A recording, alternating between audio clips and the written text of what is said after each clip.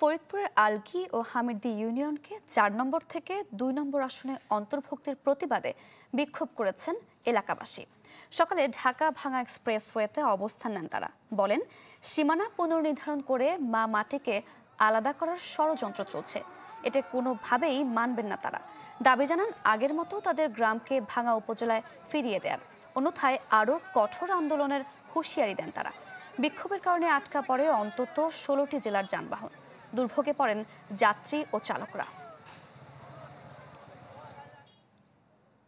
Sunshine আটা ময়দা সুজি, ভালোবাসায় তৈরি। আয়োজনতে ফরিদপুর থেকে যুক্ত হচ্ছেন সহকর্মী হাসানুজ্জামান। হাসান, রাস্তা থেকে তো এলাকাবাসী সরে গিয়েছে, এখন যান চলাচল স্বাভাবিক হয়েছে কিনা?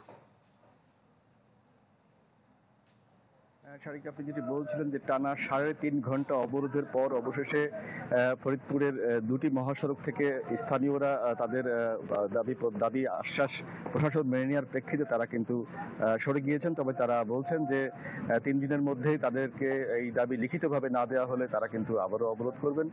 আমরা যেটি দেখতে পাচ্ছি যে এই অবরোধ তুলে নেওয়া হলেও রাস্তা কিন্তু এখনো ফাঁকা, গাড়িগুলো সরে গেছে, কিন্তু অন্য জায়গা থেকে গাড়িগুলো এখনো কিন্তু ভাঙ্গা পয়েন্টে, যেখানে আমরা দাঁড়িয়ে আছি নগরকান্দার যেইখানটা থেকে সদরপুর এবং ভাঙ্গা এবং ফরিদপুরের কেন্দ্রস্থলে যে মোড়ে পুকুরিয়া স্পটে এখানে কিন্তু রাস্তা ফাঁকা, অর্থাৎ বিভিন্ন জায়গার থেকে গাড়িগুলো তারা কিন্তু এখনো কিন্তু এখানে এসে পৌঁছতে পারছে না। অর্থাৎ রাস্তার উপরে যে গাছ ফেলা হয়েছিল, টায়ার জ্বালানো হয়েছিল, সেগুলি ফায়ার সার্ভিস পুলিশ তারা সরিয়ে নিচ্ছে। জনগণের দুর্ভোগ হয়েছে ৩.৫ ঘন্টার পরও এখনো কিন্তু দুর্ভোগ চলমান, এবং মানুষ কিন্তু বাস থেকে নেমে বিভিন্ন ছোট ছোট সড়ক দিয়ে তারা তাদের গন্তব্যে পৌঁছার চেষ্টা করেছেন। অনেক ভোগান্তির খবর আমরা পেয়েছি।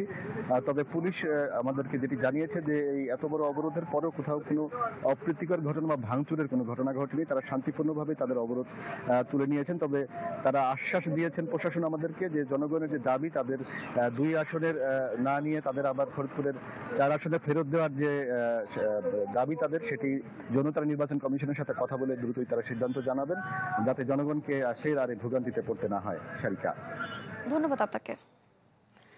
ফরিদপুরে ভাঙা থেকে যুক্ত হয়েছিলেন সহকর্মী হাসানুজ্জামান।